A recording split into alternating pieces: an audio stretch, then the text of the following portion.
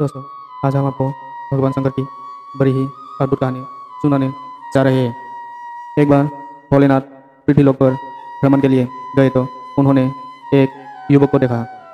वो भगवान को दोष देना जा रहा था।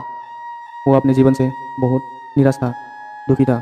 तब भगवान शंकर ने अघोरी का रूप धारण करके उस युवक को असली दुख के बारे में ज्ञान देते हैं।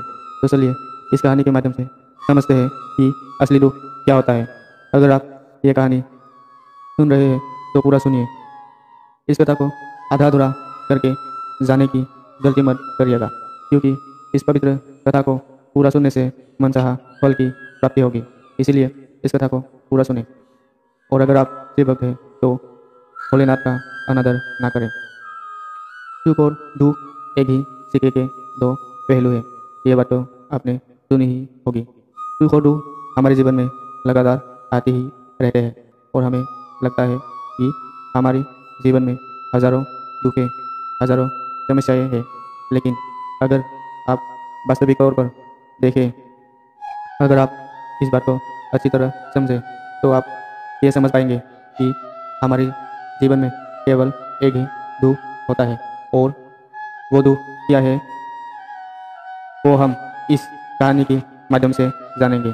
और उस दुख का निवारण, उस दुख का समाधान क्या है वो भी हम इसी कहानी में जानेंगे। तो इस कहानी के अंत तक जरूर बने रहिए। एक समय की बात है। एक गांव में एक युवक रहता था। उसका नाम श्रवण था। वो बड़ा आलसी था और अपने जीवन से बहुत निराश था। और उसका कारण यह था कि उसने अब तक अपने जीवन में कुछ भी हासिल नहीं किया था। वो कुछ भी नहीं करता था। उसके घर वाले भी इस बात से बहुत परेशान रहते थे। वे चाहते थे कि वो बाहर जाकर कुछ अच्छा काम करे, कोई अच्छी सी नौकरी करे, लेकिन वो उनकी एक नहीं सुनता था। उसके घर वाले दूसरों का उदाहरण देकर उसे ताने मारते थे, उसे तरह तरह की बातें कहते थे, लेकिन उसे कोई फर्क नहीं पड़ता था। जबकि उसके सारे मित्र कामयाब हो चुके थे। कोई अच्छी व्यापार कर रहा था तो कोई अच्छी नौकरी कर रहा था। इस कारण जब भी वो लोग मिलते थे तो वे लोग अपनी बढ़ कर बता दिया करते थे, लेकिन श्रवण कुछ नहीं करता था। इस कारण जब भी कोई उसे पूछता था कि तुम क्या कर रहे हो, तो वो कुछ नहीं कह पाता था। उसे यह कहने में बहुत शर्म महसूस होती थी कि वो कुछ नहीं करता। वो हमेशा सबसे केवल एक ही बात कहता था कि मैं कोशिश कर रहा हूँ, लेकिन उसकी कोशिशों का कोई भी फल किसी को नजर नहीं आ रहा था। देखते ही देखते वो समय आ चुका था कि श्रवण सभी से मुंह सिपाता फिरता ताकि कोई उसे ये ना पूछे कि तुम क्या करते हो, जिस कारण वो कभी किसी के सामने भी नहीं आता था। धीरे धीरे उसका मन दुखी होने लगा। अब बहुत निराश रहने लगा था। उसे अब प्रतीत हो रहा था मानो वो इस धरती पर बोझ है। इस कारण वो अपने आप को बहुत अकेला महसूस करता था, बहुत तन्हा महसूस करता था। एक दिन तो उसके मन में यह भी विचार उत्पन्न होने लगा कि मेरे हाथों में कुछ नहीं है तो मैं क्या कर सकता हूँ। अकेले अकेले बैठकर वही रोता रहा और भगवान को दोष देता रहा। एक दिन छुपता छुपाता वो घर से निकलकर कहीं जा रहा था। तभी उसने रास्ते में देखा कि एक अघोरी बाबा लोगों को प्रवचन दे रहे हैं और प्रवचन में वो दुख की बातें कर रहे हैं। श्रवण कुछ देर के लिए अपना मुंह छुपाकर वहीं पर खड़ा हो गया ताकि उसे कोई देखे नहीं, और चुपचाप उस अघोरी बाबा की बातें सुन रहा था। अघोरी बाबा सभी को प्रवचन में कह रहे थे कि दुख हमारा सबसे बड़ा साथी है। दुख हमें अपने जीवन के बारे में समझाता है और हमें सही जीने का तरीका बताता है। ये हमारे गुरु की तरह है जिससे हमें सीखना चाहिए। आप चाहे तो अपने जीवन में अपने दुखों को अपना गुरु बना सकते हैं और उससे सीख सकते हैं, या फिर आप चाहे तो दुखों पर बैठकर रो सकते हैं, लेकिन इससे आपको कोई भी लाभ नहीं मिलेगा, बल्कि आप दिन ब दिन और कमज़ोर होते रहेंगे, निराश होते रहेंगे। श्रवण चुप चुप कर उस अघोरी बाबा की ये सारी बातें सुन रहा था। जैसे ही उपदेश खत्म हुआ वो उस अघोरी बाबा के पास पहुंचा। उन्हें प्रणाम करके वो कहता है कि हे महात्मा, अभी आप कुछ देर पहले दुख को पूरा बता रहे थे। आप कह रहे थे कि दुखों से हमें सीखना चाहिए, हमें उन्हें अपना गुरु बनाना चाहिए। लेकिन मैं भी तो अपने दुखों से परेशान हूँ, अपने जीवन से परेशान हूँ। मैंने अब तक जो दुख झेला है, मुझे तो कभी भी ऐसा प्रतीत नहीं हुआ कि मेरे दुख मुझे कुछ सिखा रहे हैं, बल्कि मुझे तो हमेशा यही लगता है कि वो मुझे पीड़ा दे रहे हैं, तकलीफ दे रहे हैं। पर दुख की पीड़ा बहुत ही भयंकर होती है। ऐसा लगता है अब इसके बाद हमारा जीवन समाप्त हो जाएगा, इसके बाद हमें कुछ भी नहीं मिलेगा। यहाँ तक कि हमें मृत्यु भी उसके सामने कम लगती है। जब लोग ताने मारते हैं, जब लोग ये कहते हैं कि तुम क्या कर रहे हो, तो मन को बहुत ही ठेस पहुँचती है और मैं उनसे कुछ नहीं कह पाता हूँ। श्रवण की ये सारी बातें सुनकर वो अघोरी बाबा श्रवण से कहते हैं, बेटा तुम्हें क्या दुख है और तुम दुख के बारे में ऐसी बातें क्यों कर रहे हो। श्रवण ने अपने उत्तर देते हुए अपनी सारी बातें उस अघोरी बाबा को बता दी और कहने लगा कि हे महात्मा, आपके पास मेरे दुख का कोई समाधान है। श्रवण की ये बातें सुनकर वो अघोरी बाबा मुस्कुराने लगा और श्रवण से कहते हैं, बेटा तुम्हारे जीवन में कोई असली दुख है तो तुम मेरे पास आना, मैं इसका समाधान तुम्हें अवश्य बताऊंगा। उस अघोरी बाबा की बात सुनकर श्रवण थोड़ा सा अचरज में पड़ गया। उसे ये समझ में नहीं आ रहा था कि क्या उसने अब तक जो दुख चला है वो असली दुख नहीं है। उसने जो अब तक पीड़ाएं सही है, वो जो ताने सही है, वो जो तकलीफें उठाई है, क्या वो असली दुख नहीं है। आगे वो मन ही मन अपने आप से कहता है कि जब मुझे मेरे अपने ही नहीं समझ पाए तो ये अघोरी बाबा मुझे क्या समझ पाएंगे। इतना सोचकर वो वहाँ से चल पड़ा। सभी लोगों के ताने सुन सुनकर श्रवण बहुत थक चुका था, वो बहुत निराश हो चुका था। इस कारण उसने निर्णय लिया कि वो अब कुछ करके दिखाएगा। उसने अपने पिता से थोड़ा सा रुपया लिया और उस रुपये से उसने एक व्यापार शुरू किया। उसका पिता बहुत खुश थे कि कम से कम मेरा बेटा कुछ करने का प्रयास तो कर रहा है, लेकिन उसे व्यापार में कोई सफलता नहीं मिल रही थी। इस कारण वो बहुत ही हताश हो चुका था, वो बहुत निराश हो चुका था। उसे यह समझ नहीं आ रहा था कि वो क्या करे, किस तरह से वो अपने व्यापार को आगे बढ़ाए। तभी उसका पिता ने उसे कहा, बेटा कोई बात नहीं, इसी तरह से प्रयास करते रहो, आज नहीं तो कल सफलता अवश्य मिलेगी। श्रवण ने अपने पिता की बात मानी और अपने व्यापार में कड़ी मेहनत करने लगा। धीरे धीरे उसे सफलता मिलने लगा और फिर उसने रफ्तार पकड़ ली। देखते ही देखते केवल 3 सालों के अंदर ही वो एक बड़े व्यापारी बन गया। अब उसके पास धन दौलत की कुछ भी कमी नहीं थी। जो लोग उसे पहले नापसंद करते थे अब उसे पसंद करते थे, उसकी चिंता करते थे, उसकी कार्यों का सराहना करते थे। उसकी माता पिता उसकी बेटे से बहुत खुश थे और उसकी सफलता से वे अत्यंत प्रसन्न थे। धीरे धीरे श्रवण का मित्रों की संख्या लगातार बढ़ते जा रहे थे। श्रवण की उस मित्र ने उसे ये भी सलाह दी कि इसे अपना व्यापार को और तेज़ी से बढ़ाना चाहिए, उसे और फैलाना चाहिए। जब तुम आज केवल इस नगर के सबसे बड़ा व्यापारी हो तब तुम इतना खुश हो, तुम्हारे साथ ही सारे लोग हैं, वहीं पर सोचो जब तुम इस राज्य के सबसे बड़ा व्यापारी बन जाओगे तब तुम्हारे यहाँ पर लोगों का भीड़ लग जाएंगे। लोग तुमसे मिलने के लिए समय निकालेंगे। यहाँ तक इस राज्य का राजा भी तुमसे मिलना चाहेगा, तुम्हारी तारीफ करेगा और यदि कभी ऐसी ज़रूरत आन पड़ी तब वो तुमसे धन भी उधार लेने के लिए आएगा। श्रवण को अपने दोस्त की ये बात बहुत पसंद आई। श्रवण ने सोचा कि मेरे मित्र सही बोल रहा है, मुझे अपना व्यापार को और बढ़ा देना चाहिए और फैलाना चाहिए, तभी तो हर कोई मेरे बारे में जान सकेगा, हर कोई मुझे पहचानेगा। उसने बिना देरी किए अपने समय को ना गवाए अपने व्यापार में और मेहनत करने लगा।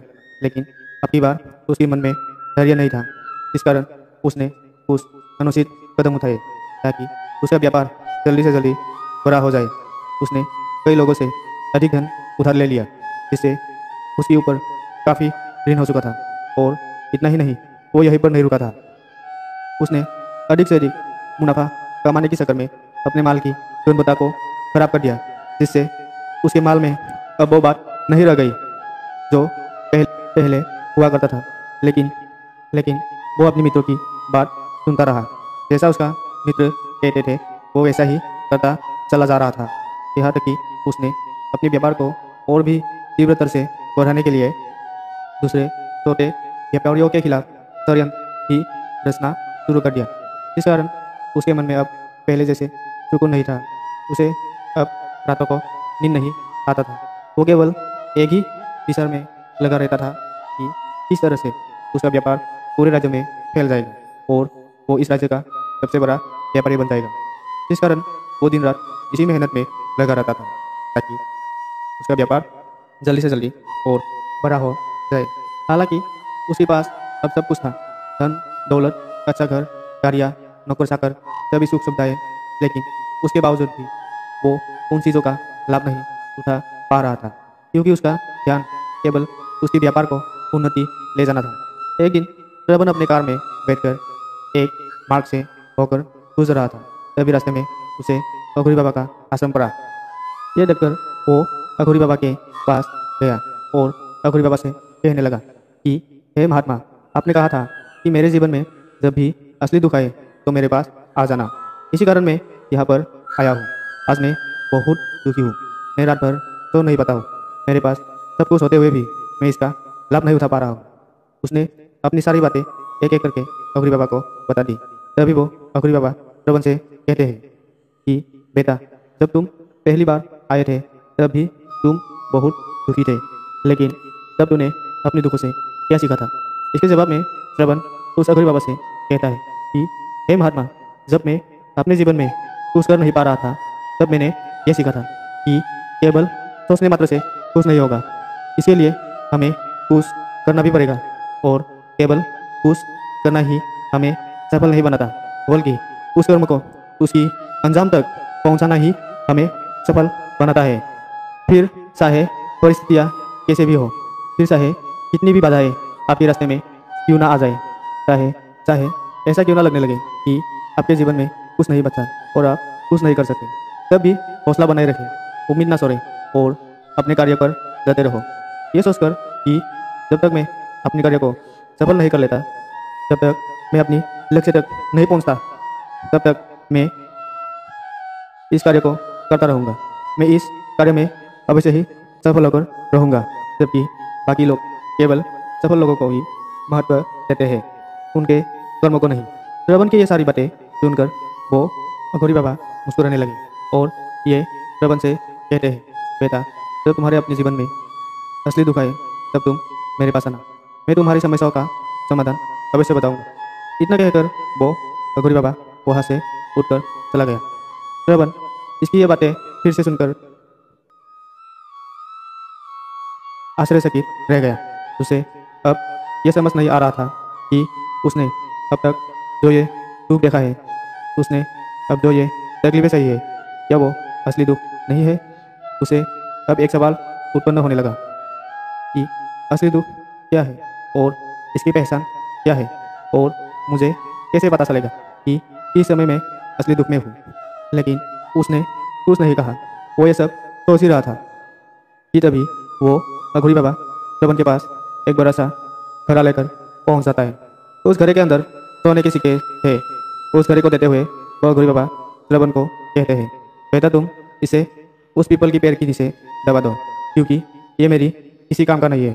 जब मुझे इसकी ज़रूरत पड़ेगी तब मैं वहाँ से इसे खोद कर निकाल लूँगा, लेकिन अभी के लिए इसे मिट्टी के नीचे दबा दो। श्रवण ने उस अघोरी बाबा की बात मान ली और वो घड़ा उस पेड़ के नीचे जाकर मिट्टी में दबा दी। इतना करके वो गुरुवर को प्रणाम करता है और वहाँ से वापस अपने घर लौट जाता है। धीरे धीरे समय बीतता गया। समय के साथ साथ श्रवण व्यापार में और उन्नति कर चुका था, लेकिन माल की गुणवत्ता अच्छी ना होने के कारण अब उसे व्यापार में घाटा होने लगा और धीरे धीरे ऐसा समय आया कि उसका व्यापार पूरी तरह से चौपट हो गया। अब उसके पास कुछ नहीं बचा था, बल्कि वो जो कर्जे लिए थे वो कर्जे भी उसे चुकानी थी। लेकिन वो तो ये सोचकर निश्चित था कि उसने जो कर्जे लिया है वो अपने मित्र से लिया है, जिस कारण वो इसे लौटाने में थोड़ी देर अवश्य कर सकता है। वो तो ये सोच रहा था कि उसकी मित्र उसके बुरे समय में साथ देंगे, लेकिन सबसे पहले उसके मित्र ही उससे अपने कर्जे लौटाने की मांग करने लगी। तब श्रवण को एहसास हुआ कि कोई भी अपना नहीं है। उसने अपने मित्र से वो कर्ज लौटाने के लिए थोड़ी सी मोहलत मांगी, लेकिन श्रवण के किसी भी मित्र ने वो कर्ज लौटाने के लिए थोड़ी भी मोहलत नहीं दी, बल्कि वे लोग उसे जान से मारने की धमकी देने लगे। अपने मित्र से ये सब सुनकर श्रवण बहुत आश्चर्यचकित रह गया। वो जो कुछ सोच रहा था वो सब उल्टा पड़ गया था। इस व्यापार के चलते उसकी इतने मित्र बने थे, इतने शुभचिंतक बने थे, वे सब उससे दूर जाने लगे थे। हर कोई उससे पीछा छुड़ाना चाहता था, कोई भी उसका साथ नहीं देना चाहता था। धीरे धीरे उसकी सारी संपत्ति नीलाम हो गई। अब उसके पास कुछ नहीं बचा था। वो सड़क पर आ चुका था।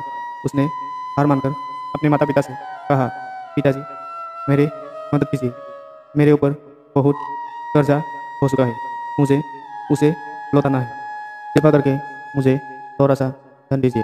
इस पर श्रवण के पिता ने श्रवण से कहा, बेटा मेरे पास तो ले देकर बस एक छोटा सा घर है, अगर यह भी तुम्हें दे दूँ, यदि मैं इसे भी बेच दूँ तो मैं और तुम्हारी माँ कहाँ पर रहेगी।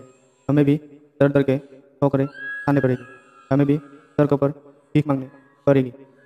ले देकर हमारे पास अब बस यही संपत्ति बची है, इसीलिए मैं तुमसे क्षमा मांगता हूँ।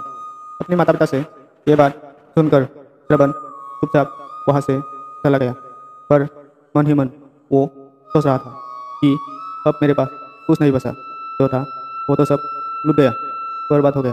अब मैं जीकर क्या करूँगा। अब मेरे पास केवल एक ही रास्ता है, जिसे मैं अपने कर्जदारों से अपने कर्ज से पीछा छुड़ा सकता हूँ। ये सोचता हुआ वो एक उसी पहाड़ी की ओर पहुंचा। वो पहाड़ी पर चढ़ता ही जा रहा था, तभी उसे याद आया कि उस ओगरी बाबा ने कहा था कि जब तुम्हारे असली दुख आए तब तब ही तुम मेरे पास आना, मैं तुम्हारी समस्याओं का समाधान अवश्य करूँगा। ये सोचकर श्रवण की मन में एक बार फिर से उम्मीद की वो लहर दौड़ पड़ी। श्रवण तुरंत लौटा हुआ उस ओगरी बाबा के पास पहुंच गया और श्रवण ने उसे प्रणाम करके अपनी ऊपर बीती हुई सारी बातें उन्हें बता दी और कहने लगा कि हे महात्मा, आपने कहा था कि जब मेरे पर असली दुख आएगा तब आप इसका समाधान अवश्य करेंगे। तभी वो अघोरी बाबा श्रवण की इस बात को सुनकर मुस्कुराने लगे और कहा कि बेटा, कहा है असली दुख, जब तुम्हारे जीवन में असली दुख आएगा तो मैं उसका समाधान अवश्य करूँगा। उस अघोरी बाबा की ये बात फिर से सुनकर उसका सब्र का बांध टूट गया और श्रवण ने उस अघोरी बाबा से कहा कि हे महात्मा, आखिर असली दुख क्या होता है। क्या मैंने आज तक जो भी दुख झेला है, जो भी तकलीफें आज तक मैंने सही है, क्या ये दुख नहीं है, क्या इसे दुख नहीं कहते। तभी वो अघोरी बाबा श्रवण से कहते हैं, बेटा पहले तुम मुझे ये बताओ कि तुमने अपने दुख से क्या सीखा है। इसका जवाब देते हुए श्रवण ने अघोरी बाबा से कहा, हे महात्मा, मैंने तो यही देखा है कि जो लोग तुम्हारी तरक्की में तुम्हारी पीछा करते हैं, तुम्हारी साथ जुड़ते हैं, वो लोग तुम्हें अवश्य धोखा देंगे, क्योंकि ऐसे लोग बुरे समय पर तुम्हारा साथ नहीं देने वाले, बल्कि वो तुम्हारी फायदा उठाने की ही कोशिश करेंगे। इसीलिए ऐसे लोगों पर कभी भरोसा ना करें, बल्कि जो लोग तुम्हारी असफलता के समय पर, तुम्हारी बुरे समय पर तुम्हारे साथ खड़े हैं, वही तुम्हारी असली मित्र है और वही तुम्हारे साथ रहते हैं। और ऐसे लोग तुम्हें बहुत कम मिलते हैं और जिन्हें भी ऐसे लोग मिलते हैं उनको हमेशा उनकी कदर करनी चाहिए। आगे श्रवण अघोरी बाबा से कहता है कि जब तुम कोई कार्य कर रहे होते हैं तो पूरी ईमानदारी से करो, धैर्य रखो, लालच न करो और अपने लक्ष्य तक पहुंचने के लिए किसी के भी खिलाफ षड्यंत्र न रचो, क्योंकि ऐसा करने से तुम्हारे साथ ही बुरा होगा और तुम ही हमेशा नुकसान में रहोगे। श्रवण की ये सारी बातें सुनकर औघरी बाबा उस पेड़ के पास पहुंचे। उन्होंने गड्ढा खोदा और वो घड़ा निकालकर उसे श्रवण की हाथ में थमा दिया, जिसमें सोने की सिक्के भरे हुए थे। वो घड़ा श्रवण की हाथ में थमाते हुए उस अघोरी बाबा ने कही, लो इसे पकड़ो, और जब तुम्हारे जीवन में असली दुख आए तब तुम मेरे पास आना, मैं इसका समाधान अवश्य करूंगा। श्रवण अभी असमझ में था। उसे ये समझ नहीं आ रहा था कि आखिर ये असली दुख है क्या, लेकिन उसने अपने हाथों में पड़ी उस घड़े को देखा जिसके अंदर सोने का सिक्के थे। ये देखकर उसे मन ही मन लगा कि चलो अब तो थोड़ी सी राहत अवश्य हो जाएगी, मैं अपनी मित्र का कर्ज लौटा पाऊंगा और मैं एक नया व्यापार भी फिर से आरंभ कर सकूंगा। इस कारण उसने उस अघोरी बाबा को प्रणाम किया, उनका धन्यवाद किया और वहाँ से निकल पड़ा। श्रवण ने उस सोने की सिक्कों से सभी का कर्ज चुका दिया था और अपने लिए एक और नया व्यापार शुरू किया। व्यापार छोटा था, लेकिन अब की बार श्रवण बहुत खुश था। उसने पूरी ईमानदारी, मेहनत और लगन के साथ अपने व्यापार पर काम किया और देखते ही देखते अब की बार फिर से वो एक बड़ा व्यापारी बन गया।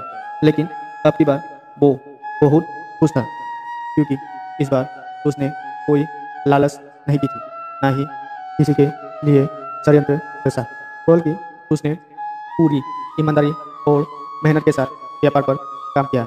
लेकिन जैसे जैसे आप धनी होते जाते हैं, जैसे जैसे आप अमीर बनते जाते हैं, आपकी मन में एक डर और उत्पन्न होने लगता है, और वो है अपने दौलत को खो देना। इस कारण आप लोग दान करना शुरू कर देते हैं, पुण्य करना शुरू कर देते हैं, लोगों की मदद करते हैं, ताकि आपकी जीवन में कभी दुख ना आए। लेकिन ये जीवन दुख और सुख का संगम है, जिस कारण हर किसी को दुख और सुख से होकर गुजरना ही पड़ता है। इसी वजह से एक बार फिर से श्रवण की जीवन में एक और दुख उत्पन्न हुआ। अब की बार उसकी माता और पिता दोनों की मृत्यु हो गई। श्रवण अपनी माता पिता से बहुत प्रेम करता था, इस कारण उसका मन को बहुत गहरा आघात पहुंचा। जब आखिरी बार वो उन्हें देख रहा था तो उसके मन में हजारों सवाल उत्पन्न होने लगे। वो अपने घर लौटा। घर लौटकर उसने देखा कि जिस संपत्ति के लिए वो हमेशा लड़ते झगड़ते रहते थे, आज उसकी देखभाल के लिए कोई नहीं था। उसके माता पिता ने जो भी मेहनत किए, जो भी अपने जीवन में इकट्ठा किया, वो सब यही रह गया। लेकिन अब सब कुछ खत्म हो चुका था और श्रवण का मन अब बहुत बेचैन हो रहा था। उसके मन में हजारों सवाल उत्पन्न हो रहा था और वो अपने आप को बहुत अकेला महसूस कर रहा था। उसे बहुत खाली सा महसूस हो रहा था। उसने इधर उधर देखा, लेकिन उसे कुछ समझ नहीं आया। तभी उसे उस अघोरी बाबा का याद आ गया। फिर तुरंत ही भागा भागा उस अघोरी बाबा के पास पहुंचा। उसे देखते ही वो अघोरी बाबा श्रवण से सवाल किया और कहा, क्या बात है बेटा, क्या कोई दुख फिर से आन पड़ा है?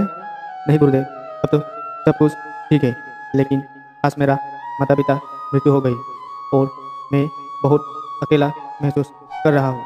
मैं बहुत दुखी महसूस कर रहा हूँ।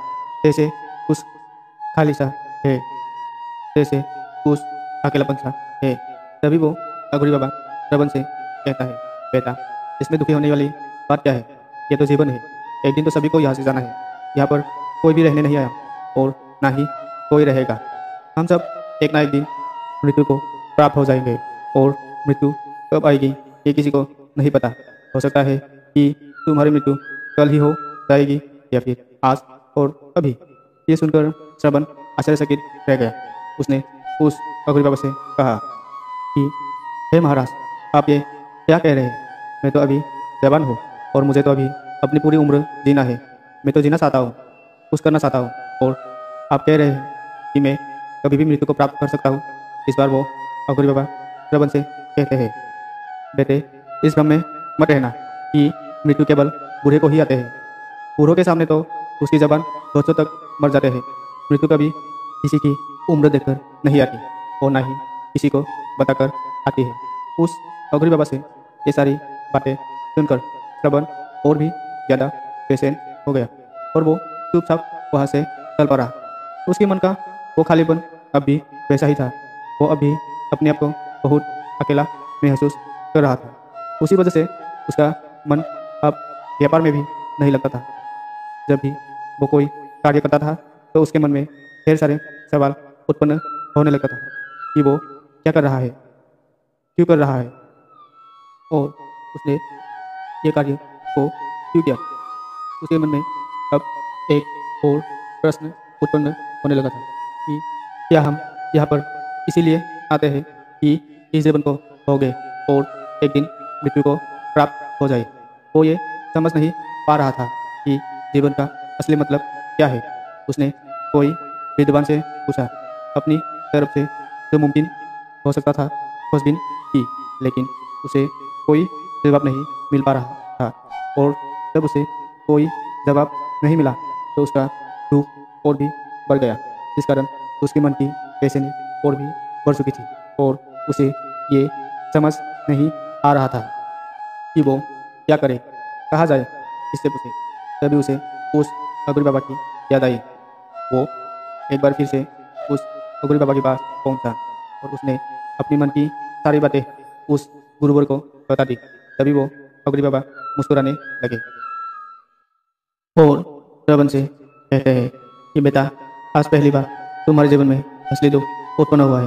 वास्तव में तो यही है जिसे हम दुख कह सकते हैं, जो दुख कहलाने लायक है, पर हमें पता ही नहीं हम क्या कर रहे हैं, कहाँ जा रहे हैं, क्यों जा रहे हैं, वो कौन है, क्या है, क्यों है, हम क्या करना चाहते हैं। तभी श्रवण ने कहा, हे महात्मा, मेरे इस दुख का समाधान कीजिए, मेरे उस दुख का निवारण कीजिए। तभी वो अघोरी बाबा श्रवण से कहते हैं, हम सबके अंदर क्रोध, लालच, लोभ जैसी कोई वासनाएं घर करके बैठ जाती है, जिस कारण हम अपने जीवन को दुखों में जीते हैं और हमारी चेतना कभी एक नहीं हो पाती। हम कभी भी एक जगह सोच नहीं पाते, समझ नहीं पाते और हमारी ऊर्जा शक्ति भी पूरी तरह से छिन्न विछिन्न हो जाती है।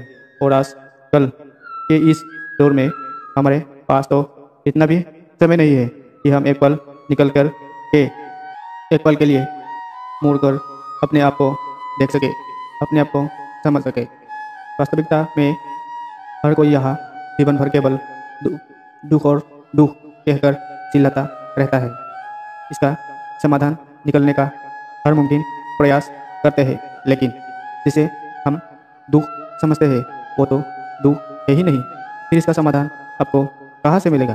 ये तो परिस्थितियाँ हैं जिसके कारण हम अपने आप को दुखी समझते हैं, अपने आप को तकलीफ में समझते हैं। जैसे हम एक परिस्थिति से निकलते हैं, हम किसी दूसरी परिस्थिति में फंस जाते हैं। इस प्रकार हम पहली समस्या का सामना करते हैं, उसी प्रकार हम दूसरी समस्या का भी समाधान करते रह जाते हैं। और जब हम इन परिस्थितियों से हार मान लेते हैं, जब हमें लगता है कि कोई रास्ता नहीं बचा, तब हमारे सामने हमें केवल एक ही रास्ता नजर आता है और वो है मृत्यु। लेकिन ये कोई समाधान नहीं है, ये कोई रास्ता नहीं है। इसीलिए यदि सच में अपने समस्या का समाधान चाहते हैं तो अपने आप को इकट्ठा करना सीखें, अपने ऊर्जा को इस संसार में वापस कीजिए, इसे एक करें और अपने ऊपर ध्यान लगाएं। मृत्यु से पहले अपने आप को पहचानो, अपने आप को जानो, अपने आप को बिखरने मत दो। तभी श्रवण उस अघोरी बाबा से कहता है, हे महाराज, तो क्या हमें इस जीवन को नहीं जीना चाहिए? क्या हमें अपनी इच्छाओं को नहीं पूरा करना चाहिए? तभी वो अघोरी बाबा श्रवण की इस सवाल का जवाब देते हुए कहते हैं कि हमें कभी किसी से लगाव नहीं रखना चाहिए। हमें अपनी इच्छाओं को मार देना चाहिए। हमें संपत्ति इकट्ठा नहीं करना चाहिए, क्योंकि हम मनुष्यों की इच्छाएं, कामनाएं, वासनाएं ऐसे होते हैं जैसे मानो कि पर्वत से गिरता हुआ झरना हो, जिस पर किसी का नियंत्रण नहीं है, सिवाय देखते रहने की और परेशान होने की। लेकिन जब तुम अपने ऊपर ध्यान देने लगते हो, तब तुम अपने आप को पहचान जाते हो, समझ जाते हो, तब तुम इस पर नियंत्रण पा सकते हो। तब इच्छाएं भी तुम्हारी बस में होते हैं और तुम चाहो तो तुम इस इच्छाओं को पूरी भी कर सकते हो। गुरुदेव की ये सारी बातें सुनकर श्रवण ने गुरुदेव से कहा, हे महाराज, आपका बहुत बहुत धन्यवाद। आपने मेरी सबसे बड़ी समस्या का समाधान आज कर दिया है। मैं आज से अपने आप को एकत्रित करूंगा। गुरुदेव, मानव शरीर में बहुत ऊर्जा है, बहुत शक्ति है, पर वो बेकार के कामों में लग जाती है, जिस कारण हमारा जीवन भी बेकार की चीज़ों में लगा रहता है। लेकिन हम कभी भी इस पर ध्यान नहीं देते हैं। हम कभी भी अपनी ऊर्जा को केंद्रित नहीं करते, अपने ऊपर कभी ध्यान नहीं देते। हमारा जीवन भी कुछ ऐसा ही है। हम अपने जीवन में हमेशा अपने ऊपर वाले से सवाल करते रहते हैं कि हमारी जीवन में इतना दुख क्यों है। हम सभी के मन में ये सवाल तो अवश्य उठते हैं, और इसका जवाब है कि भगवान यही चाहता है कि हम अपने जीवन के अंतिम दुख तक पहुंच सके, जहाँ पर हमें यह पता चल सके कि हमने अभी तक अपने आप को नहीं जाना, अपने आप को नहीं पहचाना। मानव शरीर के अंदर जो ऊर्जा है, जो शक्ति है, उसके बारे में हम अभी तक नहीं जानते। हम अपने आप को चाहे तो एकत्रित कर सकते हैं, अपने आप पर नियंत्रण पा सकते हैं, लेकिन हम अपनी इस ऊर्जा को व्यर्थ उपयोग करते हैं, व्यर्थ की चीज़ों में लगा देते हैं, जिस कारण हम अपने आप को कभी नहीं पहचान पाते और ना ही अपने आप पर नियंत्रण पा सकते हैं। लेकिन यदि आप अपने आप को जानना चाहते हैं, अपने आप को पहचानना चाहते हैं, तो पहले आपको खुद को एकत्रित करना होगा, अर्थात ध्यान लगाना होगा। ध्यान से ही आप अपने दुखों को, उन समस्याओं को समाधान कर सकते हैं, और तभी आप अपने आप को पहचान सकते हैं, जान सकते हैं, और अपने जीवन के हर दुखों की समाधान भी कर सकते हैं। उम्मीद है आप सभी को ये वीडियो अच्छी लगी होगी। अगर आप महादेव के सच्चे भक्त हैं तो चैनल को सब्सक्राइब और वीडियो को लाइक और शेयर करके कमेंट में हर हर महादेव ज़रूर लिखें। जय महाकाल।